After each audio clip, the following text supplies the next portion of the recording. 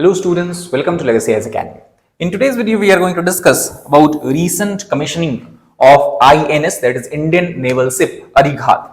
This is the second nuclear submarine that India has commissioned, and let us try to understand the overall naval capabilities in terms of nuclear submarine that Indian Navy has and what is the significance of commissioning of such naval ships. So first of all, to give you the brief background about this, the India's second nuclear submarine known by the name of INS Arighaat was commissioned into the Indian Navy 2 days before. The submarine has undergone extensive trials over the last few months before the commissioning. Now, while commissioning this naval ship, the Defence Minister of India, Sri Rajnath Singh, has given a statement that such step will overall strengthen India's nuclear triad. Now, what is nuclear triad? We'll discuss about that in a while. Also, he said it will enhance the nuclear deterrence. It will help in establishing strategic balance and peace in the given region, that is the Indian Ocean region specifically, and play a decisive role in ensuring the security of the country. So let us try to understand about this in more detail. Now the term that he has used is nuclear triad. So let us try to understand this. So first of all, the INS Arighaat, which is a 6,000 ton ship, it will join its predecessor, that was INS Arighaat, which was the first nuclear submarine India has commissioned, which is a key component of India's nuclear triad. So India is a part of select group of countries with nuclear triad capabilities. The other countries apart from India which has such capabilities are US, Russia, China and France. So nuclear triad basically we can say refers to capabilities where a country has capacity or capability to fire nuclear missiles from all the three domains of warfare. When you talk about the three domains of warfare, especially the conventional domain of warfare, it extends to land, it extends to sea and it extends to air. That means India has now the capability to launch nuclear missiles, nuclear weapons from all of these three domains.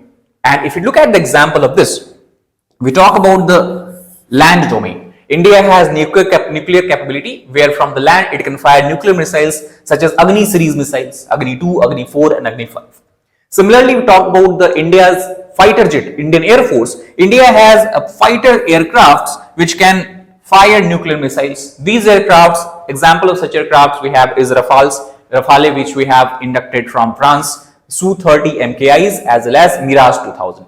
So Mirage and Rafales are from France and Su-30 has been procured with the help of Russia and it can deliver nuclear warhead. And now with the launch of two nuclear capable submarine, INS Arighaat before and INS Arighaat now, India has capability to launch nuclear missiles from the sea itself. So this capability is something that is referred as nuclear triad.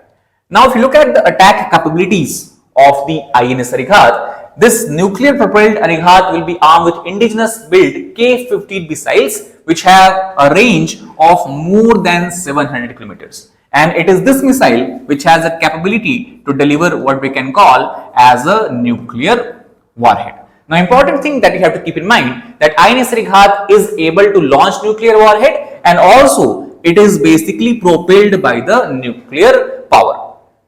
Now powered by 83 megawatt pressurized light water nuclear reactor which allow it to remain submerged and undetected for much more longer than the conventional diesel electric submarine. The problem with diesel electric submarine is after frequently or after we can say a certain time interval, they have to come up and they have to come up for refueling and all that. That is something that this submarine will not have to face any kind of problem with.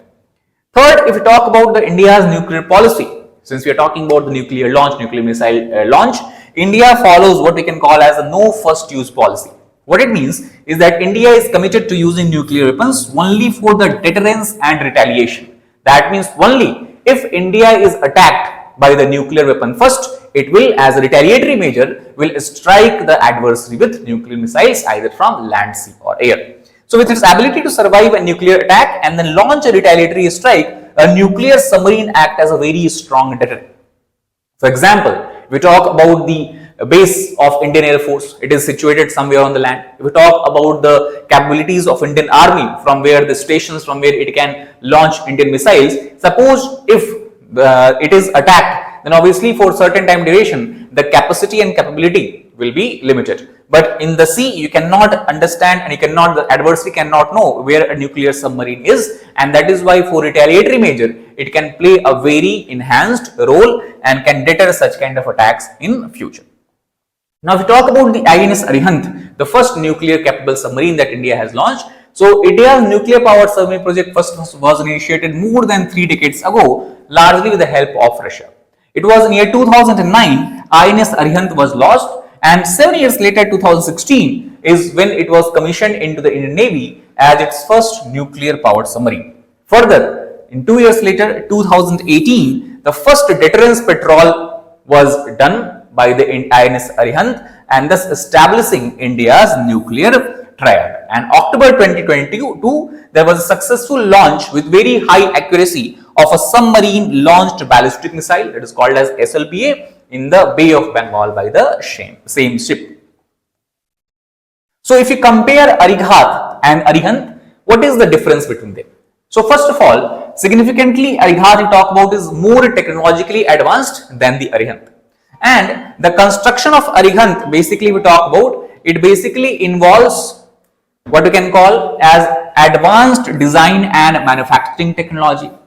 Detailed research and development has been done within India. Utilization of special materials, complex engineering is involved there, and not only that, even there is involvement of highly skilled workmanship. So it is these measures that make Arighaat a step ahead from its predecessor Arighaat. It has a distinction of also having the indigenous systems and equipment which were conceptualized, designed, manufactured, and even integrated by the Indian scientists, Indian industry, and the Indian naval personnel. So in true sense, what we can say that INS Arighaat basically is the first indigenous nuclear capable submarine that has been developed by India, and thus not only it has been added, as we can say, as a simple ship in the Indian Navy, rather it also has helped in boosting the overall confidence that such kind of ships can build within India without taking help from any other outside countries.